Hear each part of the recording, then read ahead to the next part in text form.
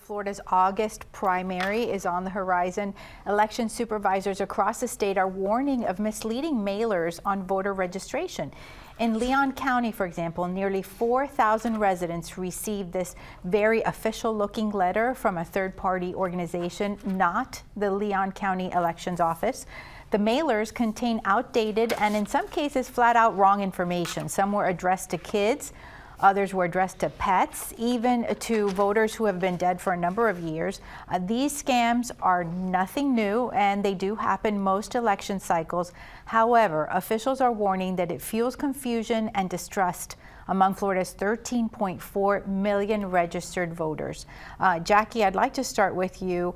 What can we look at? What are the problems with all of this new trend that's happening?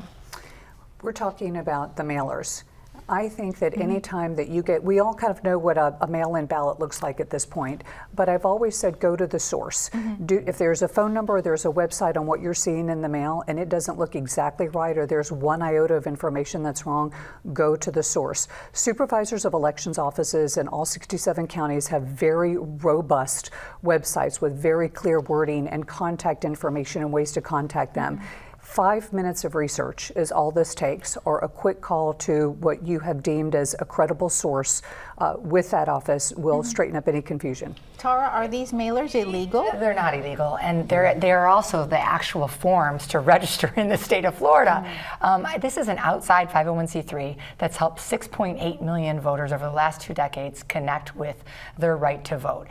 We may not like it, but in the state of Florida, we've caught the attention of national organizations that don't necessarily like our changing laws that try to limit third-party organizations from voter registration. That predominantly benefits Democrats and marginalized voters. So those outside organizations are coming in, and it may disrupt some understanding of whether this is real or not, but they're actual forms to register to vote in the state of Florida. It's not illegal, and I think it's a real tip of the hat that national organizations are watching us to see how we have obstacles to voter registration. Johnny, were you going to say something? Well, yeah, in a past life, I was an election protection attorney for campaigns, and this has been a pervasive problem that's just been escalating since then.